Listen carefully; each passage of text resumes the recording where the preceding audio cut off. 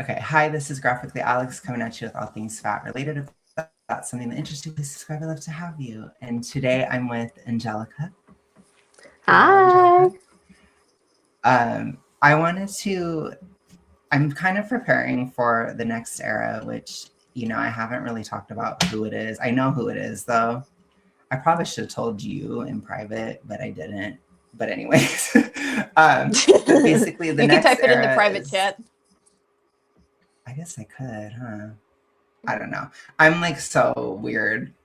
But anyways, so I'll just tell you in the private chat and then just don't tell anybody. Okay. I hope But it's not another basically, Taylor Swift reference.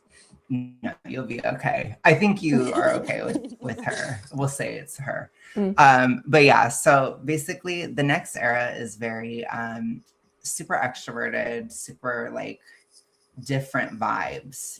I want to try to be more fun, more interactive, more like group orientation, that kind of stuff. Not as much like Lana Arrow was very like individual and like this is like the hardcore deficit and like you're focused, you're locked in.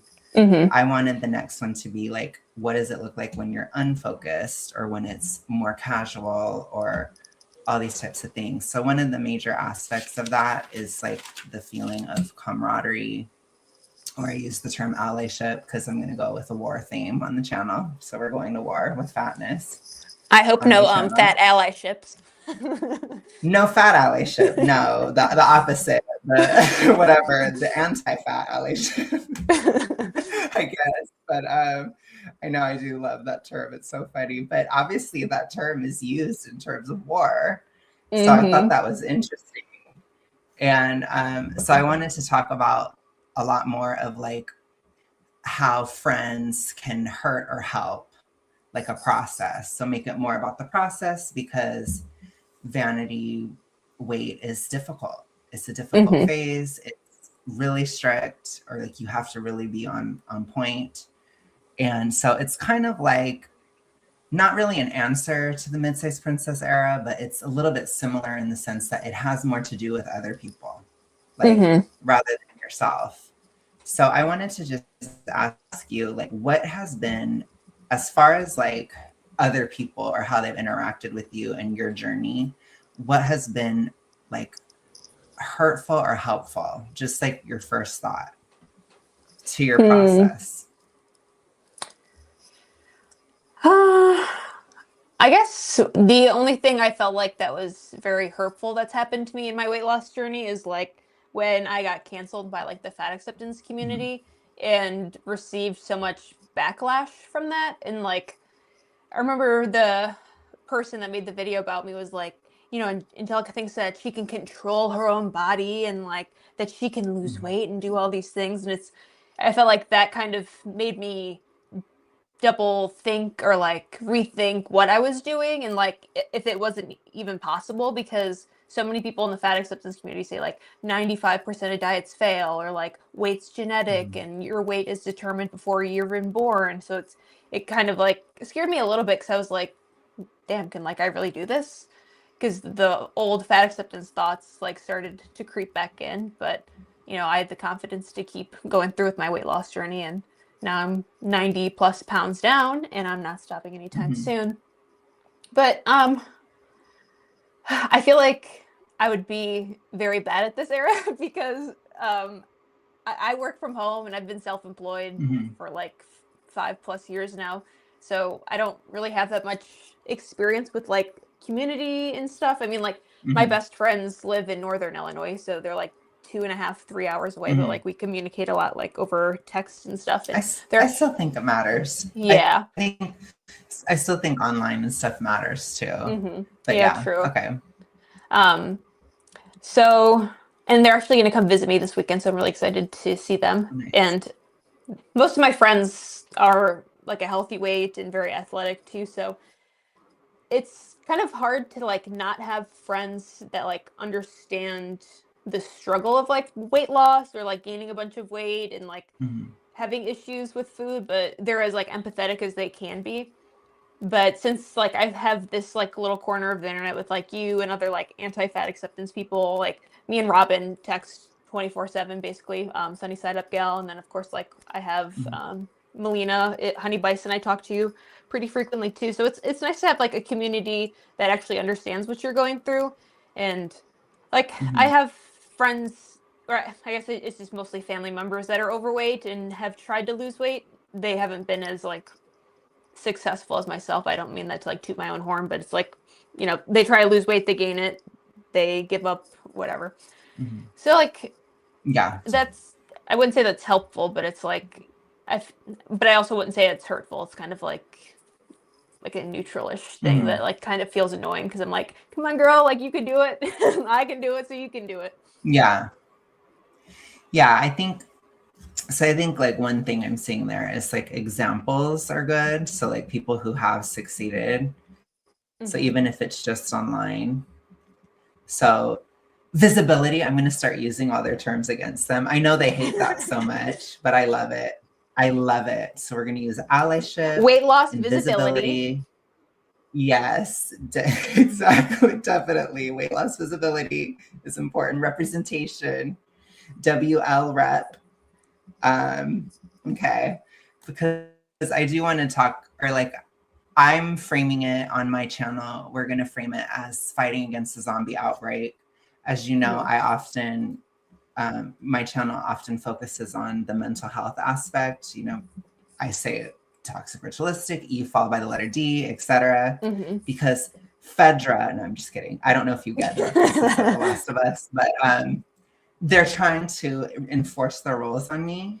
So no, but Mm-hmm. I do want to do a Last of Us metaphor because it does feel like, I don't know, I feel like I'm one of the last of us because I lost the weight. Basically, that's what it feels like because it's actually really hard. I'm so irritated by the Ozempic rhetoric because they are so overblowing it. Like hardly anybody has even lost weight.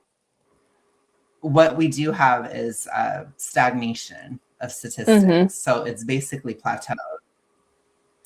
Well, I So saw that's something and good. it said like only like the people that have seen successful weight loss on Ozempic or other GLP-1s, like they've only lost 10% of their body weight. So it's like, so if someone's 200 pounds and they're on Ozempic, okay, they lost 20 pounds. It's like you're probably still obese, especially Yeah. depending on like your Or height and maybe weight. they're just, yeah, or they're just barely obese because that's Mm-hmm. common in America to be like just barely obese. Then it's showing you went down that 20 Mm-hmm. pounds and then you're out or whatever, or, you know, or maybe less or whatever. But it's not like they're so overblowing it. Like if you were to listen to fat activists, you would think that the entire world is now skinty, like overnight, which is not reality at all.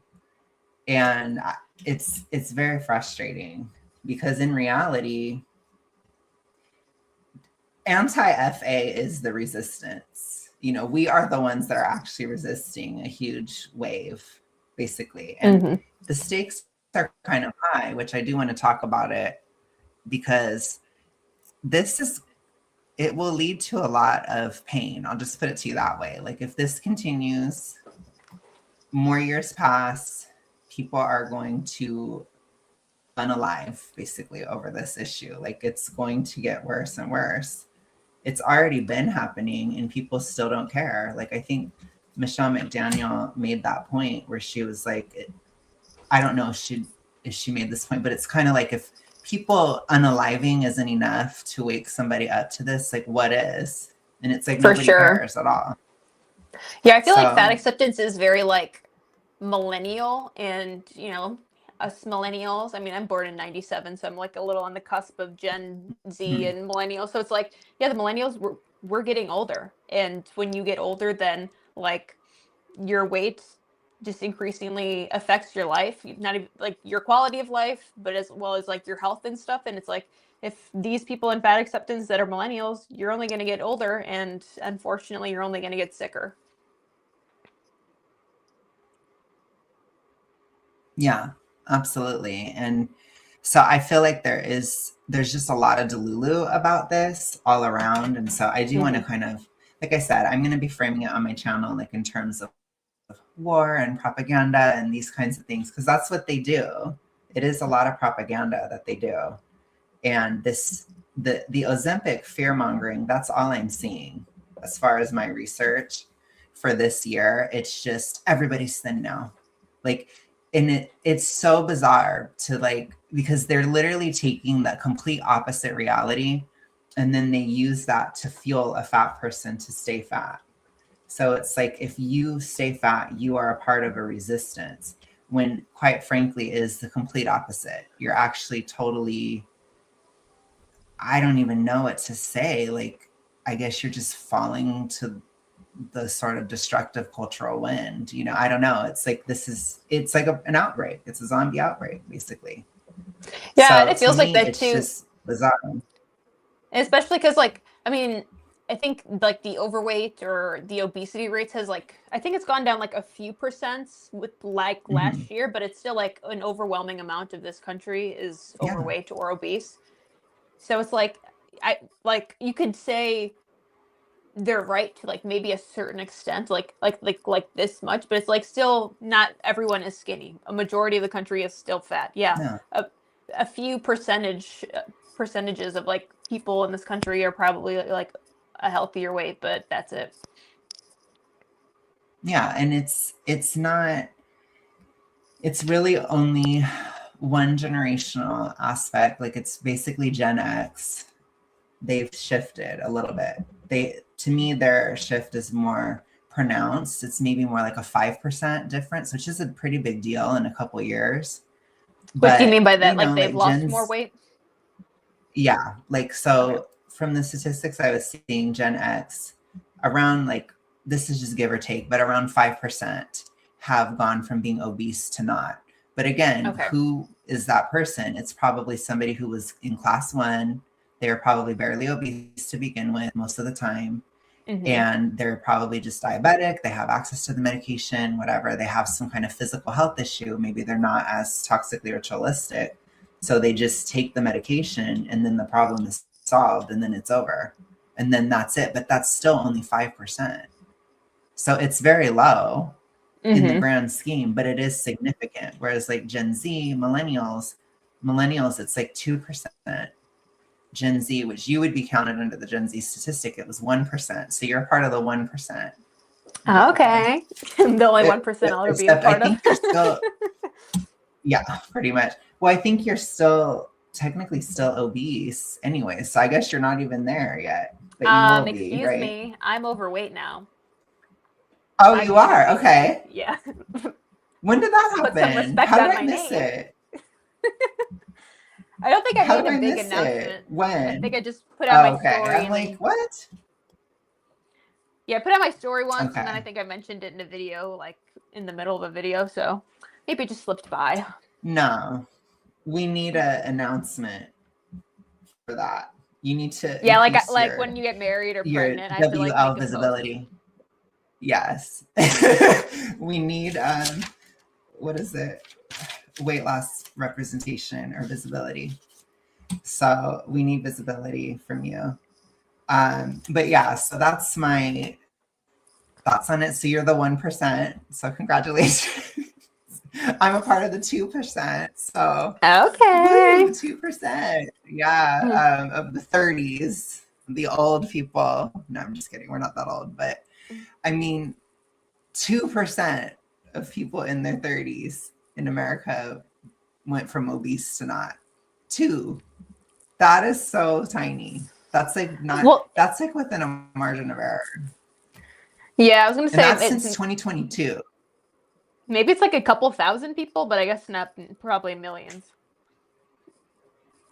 Yeah, it's probably a significant amount, but you have to realize those statistics, they had to do with 3 years, or like Mm-hmm. that's 2022. That was the peak. So it's everything from 2022. So it's 1% down from 2022. So which that does represent you. And same with me, that that in our 30s, that 2% down from 2022. I'm a part of that. And I was very big. I was like super morbid. So then to not be obese, that's a big deal. But it's like, I'm very much an outlier. You are very much an outlier. You're even more of an Yeah, I was gonna outlier. say than me. At this rate, if like the country's trying to beat obesity, it's going to be like 2070 until like Yeah, which we get to a good range. yeah, there's a lot of people that are going to unalive between now and then if it's not sped up or there isn't some actual urgency or push, which For I sure. do want to focus on, which again, I'm very introverted myself, but I'm I don't know the term. I'm extrovert flexible. I don't know. I have tons of extroverted friends and stuff, so I know how extroverts work, and I want to weaponize extroversion because within fat acceptance, there is the touch the grass effect where a lot of them never do. And extroverts are always touching grass. So we can make more ground that way, like in real life, because they're also going to be more likely to say something and that kind of stuff. So I want to come up with better ways or quick ways of saying things for people who are more active in their social circles, because it's bad. And even online too, even for like my introverts, like even saying things online, I still think it helps, even if you just write a comment, because some of the online things, it's crazy what they're saying, where it's like, I don't know, like this idea, even just the very idea that to just give in to obesity or like super morbid obesity is some kind of resistance to the system or something. That is so crazy. Like it Being couldn't be obese is more like feeding opposite. into the system so like much. Like I hate when Yeah. the people in fat acceptance act like, oh, losing weight and being skinny is like falling for the fascist regime, and I'm like, you are super morbidly obese and dependent on hyper processed food, and then you are sick, so you Yeah. continuously go to the doctor and get prescribed pills. You're probably in medical debt. You're probably in fucking credit card debt because you eat so goddamn much. Like Yeah. you are a part of the system. You're not like being a rebel. You're just like every other fucking fat person here in America. You're not different. You're not unique. You're not doing anything. Yeah. Yeah. Well, and I think too, within the TR world, there is this reliance on it for identity, which I was describing that in some of my recent videos, where it's like, because you lose yourself in it, you feel like it's who you are. And it's like, no, it's actually the opposite. You're actually losing who you are, as if you're turning into a zombie, basically, because they all say the same things. It's like everybody Yep. says the same thing over and over again, but then they're like, I'm different, and what I say is different, and how I feel is different. It's not. It's actually super typical. And like you said, things like debt, not every single fat person is in debt, but a lot are. It's pretty typical because the food costs and stuff, it's a lot of money, which I know you've been talking about, or you've been watching a lot of like the financial content, and food is like a Yeah. major money Well, too. the average American is in $7,000 worth of credit card debt, and guess what? The average American is either overweight or obese. So, it's Yeah. like 1 + 1 is 2. Yeah. And I think that there is so much in terms of like you said, they really can feed into each other, because when you're obese and it's harder to work or can be harder to make money because you get sick more, and people, they just don't think about it, which, not to be super shady to Jasmine, because I'm not like a hater of Jasmine, but she kind of was making fun of that statistic of like fat people's productivity doesn't go down. And it's like, yes, it does. Like if you can still be super productive as a fat person, you're the exception. You're not the rule, for one. And for two, you'd probably just be like extremely exceptional if you weren't fat. Like you'd probably just be like extremely productive. You probably would have a lot more money if you weren't, because you're probably just a super ambitious person that's held back, which I feel like that might actually be Jasmine's case, because she is, in my opinion, she's pretty ambitious. She has a lot going on. She's busy, and being that big still, she's held back. So she probably would just be like super excellent, because it does bring you down. Because I couldn't do very much at all when I was my biggest. I could barely work at all. I could barely work 4 hours. in a day. I was so sick. And now I'm doing like 2 jobs. Like I'm never stopping. Like I'm insane now. Mm-hmm. So it's like that difference is huge. It's a drastic difference. And it's like, are you lazy or are you just fat? And that should be a question too. The $1 million It's question. like that saying, yeah, well, because sometimes people will be like, it's like, are you ugly or are you just fat? Which that's where you get into like Liv Schmidt and all that. Mm-hmm. But to me, it's like, are you lazy or are you just fat? It's like, you do not understand how sick you actually are until you're not.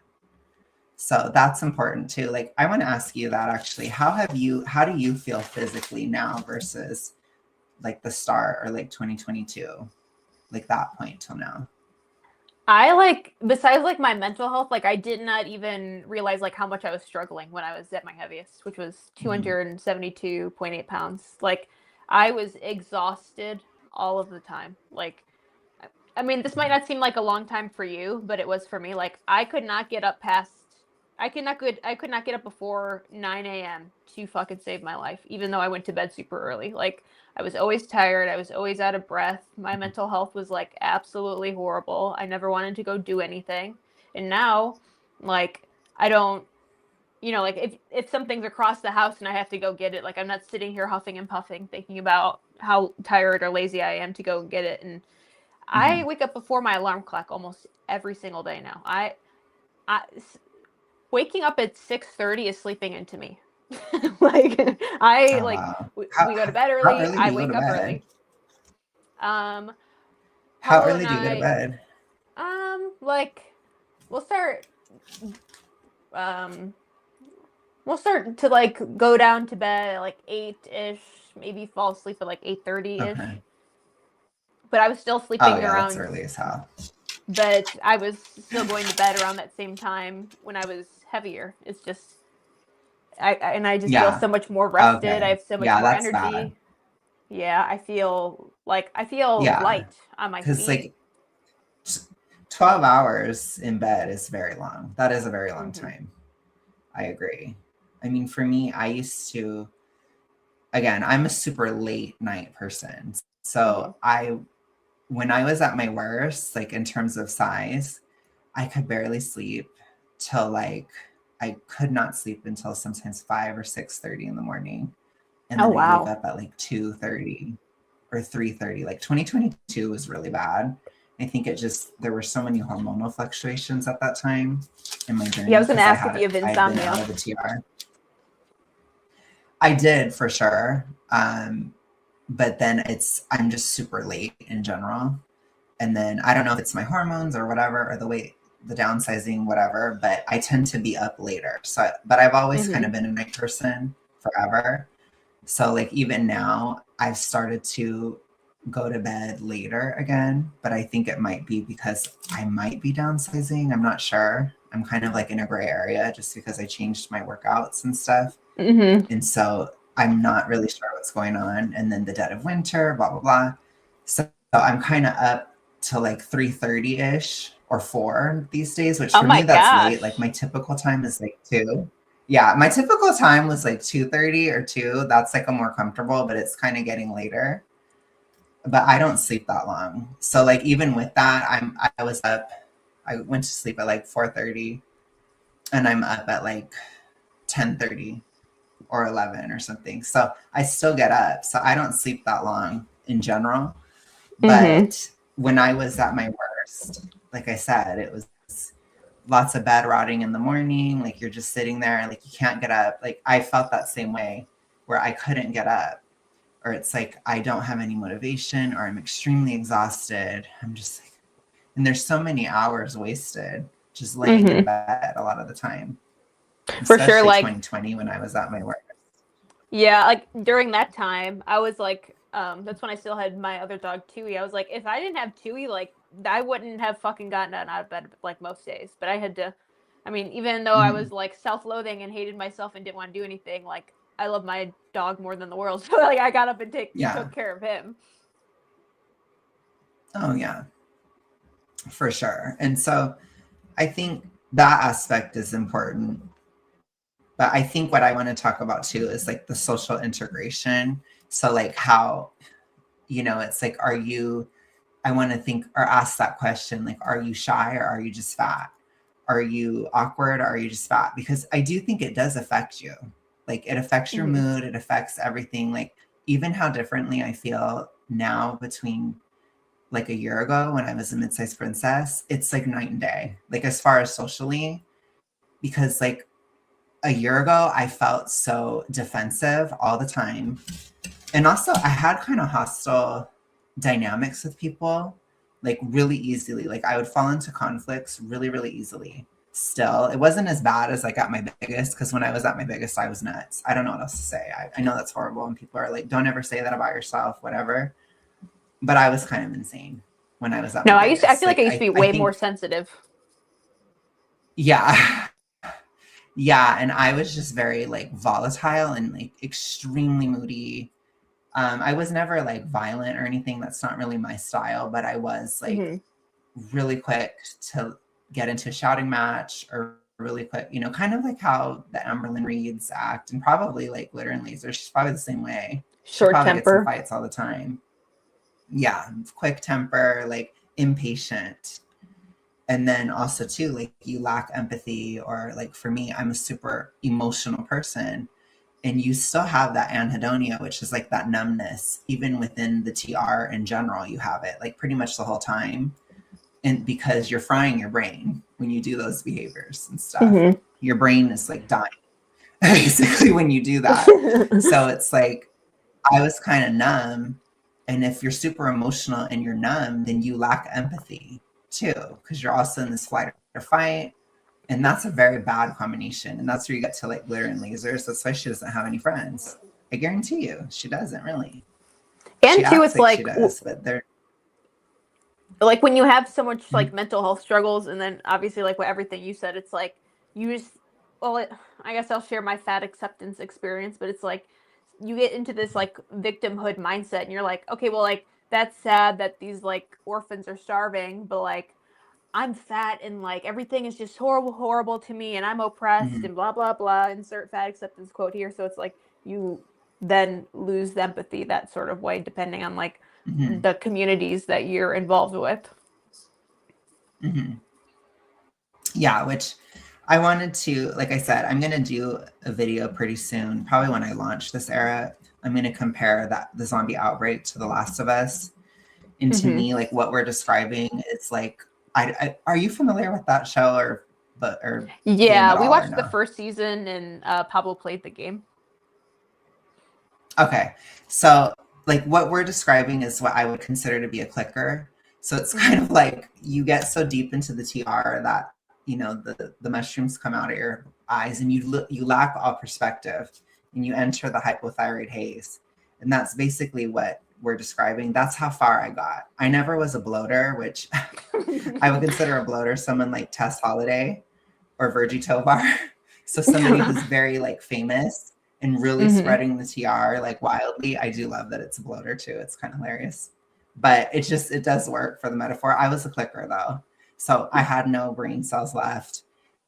Everything I said was some kind of TR dribble, or some kind of just like rash emotional reaction, zero perspective, no empathy at all, just like Mm-hmm. weird, just weird.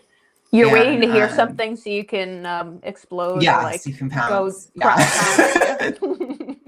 Whereas I think that the mid-sized princess severity would be like the stalkers. So it's like it's starting to come out of your brain. You're like, they're weird. You know how they're kind of like, like they're kind of weird. Yeah. That's that level. And then I would consider a runner to be like a normal person that has been taught TR talking points um by the bloaters and stuff. Which So is that so might have been more crazy. so you. Yeah. Which is so crazy, like how so many things that like people say in fat activism has like become mainstream or like part of culture, because being in fat acceptance is a very small niche part of Yeah. the community, like the internet, that not a lot of people know about. But then what they regurgitate is like almost well known, or like being spread upon like all of society, unfortunately. Yeah. Yes. Oh, yeah. So I want to talk about all of that. And I want to kind of just do like a state of war, basically, and like talk about it, because if they're going to be organized, which they are, they're organized, but in the sense that a zombie horde is organized. You know, it's very like, it's like, oh my gosh, we have to go after Leo Skeppy now because he said this, right? But then it's like, then it's something else. It's like the zombies, you know, it's like you make a noise and then they all attack. Like you throw a bottle in the room and they all attack the bottle. It's like that. So it's not like this like deep strategy because it is all emotional. And I do consider those on the reductive side to also be zombies too, which they love to be like, you don't care if somebody's skinny. I'm like, no, somebody can be nuts if they're skinny too. I see it all the time. So no, we're talking about everybody. But the point is like, we need to organize, you know? So I'm going to try to offer my perspective with that because it's like, if we're actually in resistance, we do need to also seek allyship or like help each other or, you know, whatever, even if it's just something practical, like you have a goal and your friends are encouraging, like that can go a long way. And it's like, so I want to discuss that aspect. So you've been more so like, you're very like individual with your process, basically. Yeah, I guess so. And like, yeah, I guess so. I think it's very like personal to me. I wouldn't say it's private because I'm like willing to talk about it a lot. I just think it's not like weight loss and like struggling with eating and stuff is so taboo.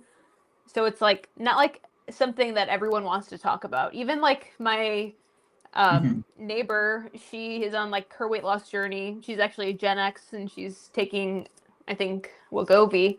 And I remember like at the beginning of the year, I was like talking, or it was at the end of the year because I wanted to hit 180 by the end of 2025 because then I would like start out the new year being like just overweight, not obese. Newsflash, it took me like a couple more weeks, but then I finally got overweight. It's but even not a big deal, but yes. Yeah, but even like her being on her weight loss journey, her taking a medication, like she still like was like it still felt like taboo for her to like talk about weight or weight loss because I was like, oh yeah, I'm obese and like I want to lose like 1 more pound so then I'm overweight for the new year. And she's like, oh, you're not obese, blah blah blah. And it's like I feel like out of like anyone in my real life that should understand like weight loss and stuff like that, I would think like she would understand it more. But even like she was like, oh no, you don't need to worry about that. Like you're fine. No, yeah. So that's frustrating too, for sure. Like I'm having some pushback in my life right now because I realize that I have a small frame. So I don't know if like traditional BMI-ish or like that kind of the body fat percentages and that type of thing, if it matches or if even the scale is judging it correctly because I don't have big bones. I have small ones. I have the opposite. So frail little this dainty described bones. a lot of things to me though, because I wasn't understanding. Yeah, I have my limp wrists. But yeah, so I have to deal with it. And I probably have to be a lot thinner. So I was thinking like, I don't know if I can even say numbers on here because freaking YouTube is, because of Fedra coming after me. You can put it up on with your fingers. And you guys should all be fireflies. Yeah. Oh my God. Can I write it down and like, but let's see, how would I say it so YouTube doesn't know? Okay, we'll talk about 2 types of deodorant, okay? So this deodorant weighs like 195 pounds. And this deodorant weighs like 165. So I'm probably going to more so have to go with this deodorant instead or be leaning more towards this one. And I was thinking I could buy the other deodorant, but no, because my wrists are too limp for me to hold this one. And so because I still have like migraines and stuff, so I'm still having some health issues. And the way I look visually, it's not meshing with what it should be with where I'm at. And so I'm like, oh, it's because there's no bone there to like hold up the fat. So I'm still kind of like amorphous. And so I was just confused because like my best friend, Eric, he's super wide framed.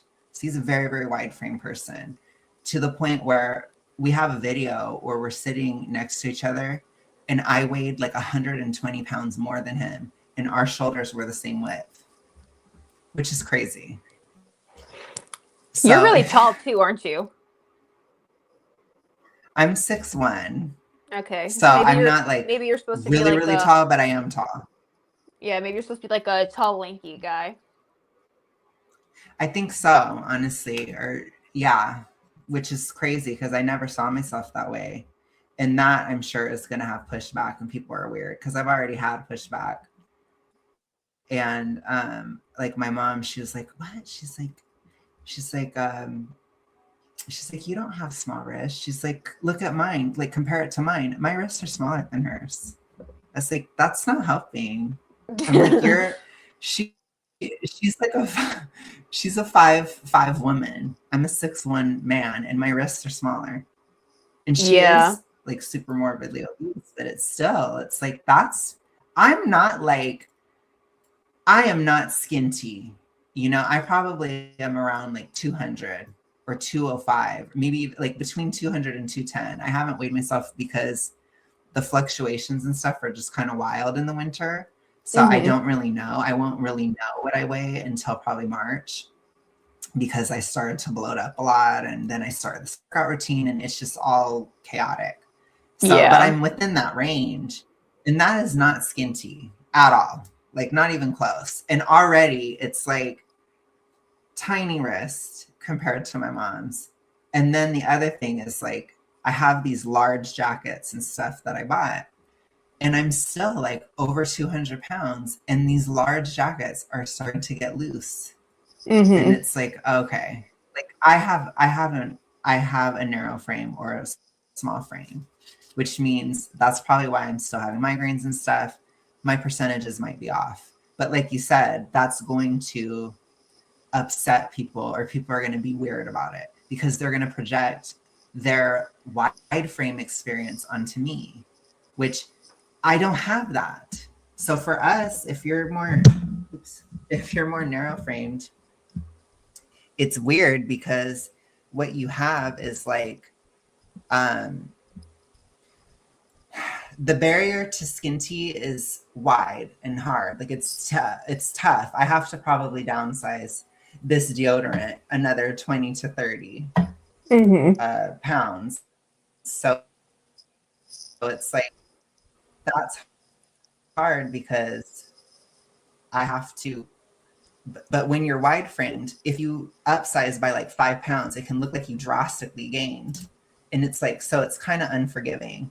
So I will have to talk about that for sure at some point because frame size within the TR is a big thing. But I mean, when you're like hugely fat, you can't even think about that. You don't even know. I For had no sure. idea And too, because I like looked really wide. I feel So, like body shapes and body sizes and stuff like I feel like that's more common for like women to talk about early experience because it's like, oh, you mhm, could be like our shape and like upside down triangle or a mhm. pear, but like I feel like not a lot of people talk about like how when you're a man like you can be different shapes as well. So like you and Yeah, Eric like have different shapes, but like it's not something yes. that's often talked about with men. And it's drastically different. And so and it's like okay because for a long time he was kind of my only frame of reference because we're kind of around the same height. He's 6 feet, I'm 6'1". And Mm-hmm. so I just thought that it would translate, but it doesn't. So I'm kind of like on my own, which is fine. But it's just like, damn, I had an Angelica moment where I'm like, damn, I'm gonna have to continue. And And that, and too, like everyone's journey is so different too. I mean, yeah. comparison is the thief of joy too. So like what your weight loss or like what your weight is will look different than other people. And plus like do like muscle composition and like there's just so many other Mhm, things that like go into like why we look like the way that we do.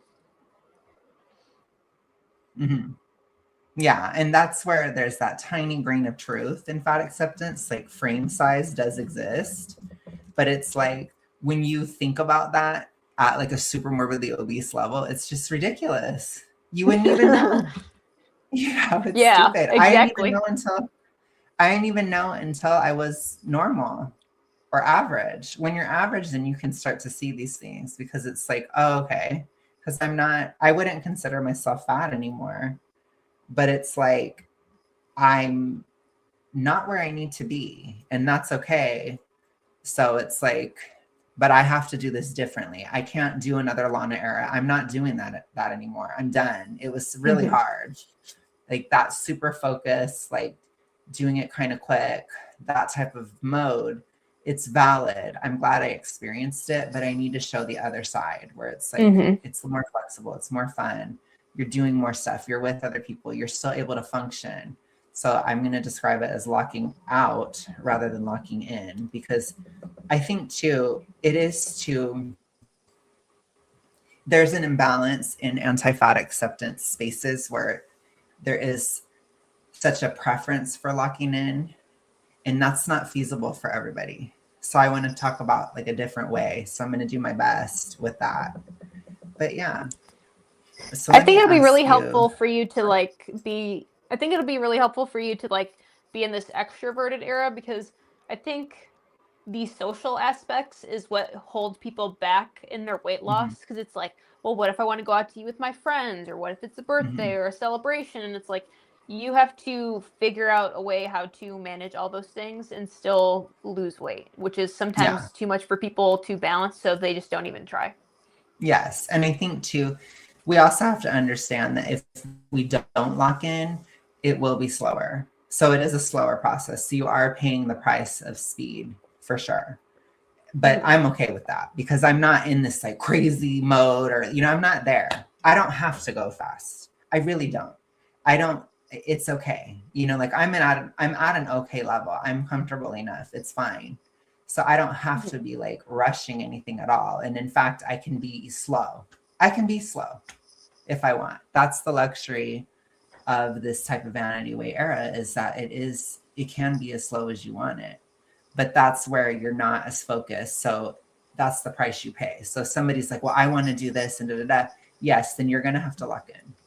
Then you have to focus. You're not gonna be able to go out. You're going to have to just stay home, and you're going to have to like do your workouts and then lie on the couch because you're tired. Basically, that's what it Yep. is.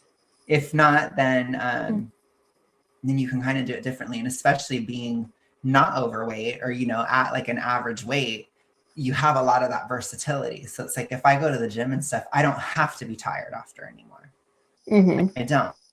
If I am in a more shallow, like I'm not super deep in it. I have to be careful how YouTube, they are. I know. But if I I'm get in a it. more shallow zone, then I don't have to be tired after the gym. Mm-hmm. If I can have like rice, for example, because it's like, oh, I can just have more energy because I can have more rice because I have more allotted to I have more rations at the quarantine zone. Then it's fine because I can still be more active because when you're Mm-hmm. healthier, you have energy. And your energy does tend to starts to become dependent on your rations. Oh my gosh, I'm For loving sure. this. I'm gonna run with this. But anyways, so what I guess let me ask this just from your perspective. What do you think like what are some of these extroverted aspects that you think might be a good idea for me to look into or focus on going into this era? I guess like I feel like so much in society or like social aspects of like hanging out and other people, it's usually around food. So I think it would be interesting to see like how you navigate that. And then, I mean, I'm not sure like who you hang around with and what they say, but like I would be interested and I think it'd be helpful for other people to be like Mhm. I don't know, have like you come up with like quick comebacks or like if someone is talking Mhm. about this, you can say this or like how to stand your grounds and stick within your boundaries when trying to be social and still be on your weight Mhm. loss journey, especially as someone that like you have lost a significant amount of weight and I feel like people have like expected you to like end your weight loss journey, even though like because you've Mhm. lost so much weight, but you're still in like you're in your vanity era and you want to like recomp Mhm. or like do whatever you are doing. So just I guess like how you're sticking to your goals while still navigating having a social life or interacting with other people who are not Mhm. on the same journey as you. Yeah. Yeah. I think too, for me specifically, like I was able to make that sacrifice in the late summer and autumn last year. Mm-hmm. I can't do that again this year. Like I'm going to start to be overly stagnant in other areas of life. So I have to move forward now where it's like, we got to do this. And part of that is the YouTube and stuff too. And like even collabs and stuff. So this is part of it, Angelica, which Violet, thank you so much.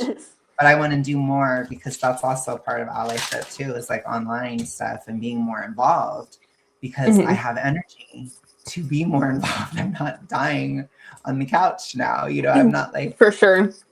I'm not born to die anymore. You know, I'm going to be something else. So, but yeah. Okay. So I will definitely, I think I could even do skits and things like that. I might be able to do stuff like that. And I have, like I said, I have a lot of super extroverted friends. So I can ask them, like, how would you do this more charmingly? How would you do this without being an asshole? You That'll could be do my a fake question. little skit like William. Yes, I can do my William skits. Oh my God. Ugh, I can't stand him. But I could do that. And I'll have to just come up with different methods. So it's like we can do the nice, charming way, which I'll have to consult other people in my life because that's not really my style. And then I can show like how to just be a total bitch too and just be like, no, and that kind of thing, because that sometimes will be required. And For sure. just give people that balance. But okay. But thank you. Thank you so much. I guess it's pretty much everything I wanted to cover. And I appreciate you for just letting me bounce ideas off and stuff and getting your perspective because let's get more social. So Let's get I more social at hope to do more 2026. collabs.